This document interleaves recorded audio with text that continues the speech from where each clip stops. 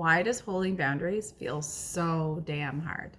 Hi, I'm Ashley, your Candidly Connected coach, and I support parents who know there is a better way to parent, but are still feeling so stuck in the chaos of bribes and threats and punishments. And today I want to talk to you about one of my favorite parenting topics, boundaries. I know, you either love them or you hate them, and I totally get it. Boundaries are really hard. But if you find holding a boundary hard and more of a pain in the ass than anything, I want you to stick around and I want you to ask yourself these questions. First, does the boundary you're trying to hold align with your values?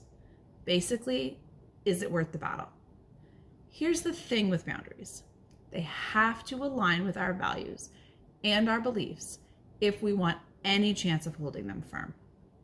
For example, if you have a rule or a boundary in your home that everybody sits at the dinner table for dinner, but your kids are insisting on eating in front of the TV, and you ask yourself, does this align with my values? Is this worth the battle? If the answer is yes, because you value connection and time with your family, it's going to be a lot easier for you to hold that firm and not give in to their protests. But if the answer is no, and you kind of value ease and peace at mealtime, then it may be time to rethink that boundary. Another example is if your kids are insisting they go outside without a coat, and you say, no, you need to put a coat on.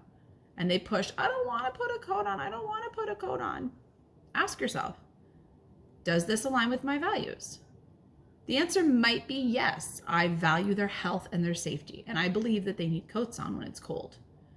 Then you're more likely to hold it firm. When you have your coat on, you can go outside. But if the answer is no, it doesn't align with what your values are, because maybe you value independence, that might sound like, you know what, you're right. I want you to decide what's best for your body today. Now I know it might sound to some like this response is letting your kids have it their way. And you're right, that's kind of what I'm saying. I'm saying it's okay to back out of a power struggle and let your kids take the W once in a while. You don't have to win every battle. In my opinion, it's just modeling to our kids that even adults mess up and say things that we regret. And it's okay to fix it, and here's how. Now, neither of these boundaries are right or wrong. And of course, we all value everything good and we want what's best for our kids. But we need to give ourselves a break here and choose what values are most important to us.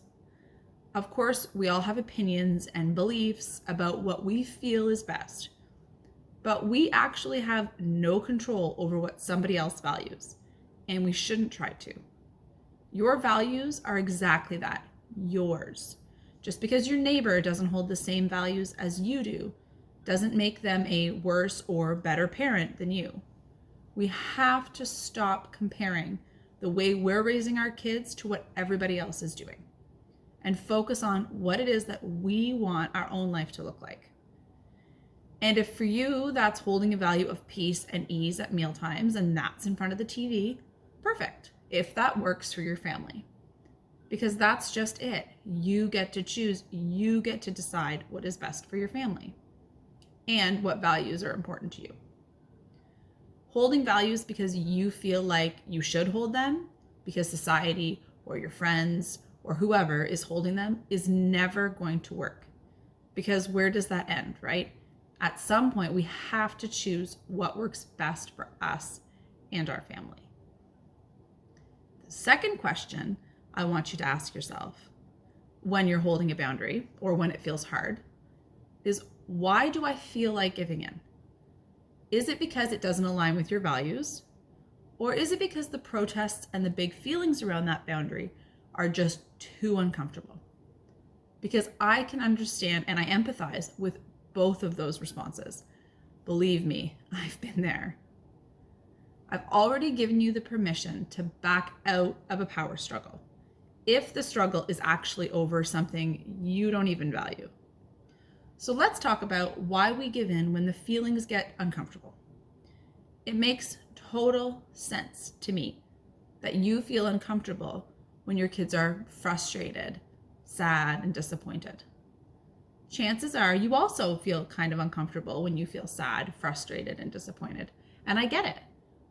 Most of us were not allowed to process these uncomfortable feelings in our own childhood. We were told, stop crying, get over it, go to your room, come back happy. We know that this isn't what we want to do with our kids. In theory, we know this is not how we want to be raising our kids. We want our kids to know that all feelings are okay, but because we haven't received any of these coping skills ourselves, in the moment of these big feelings, we feel really uncomfortable and we need them to stop, right? We know we're not going to shun them to their rooms or shame them. So what other option do we have? Well, we give in. Makes total sense. But the message is the same. I can't handle your feelings right now. I need them to stop. Take it anyway. Here you go. So what's the happy medium?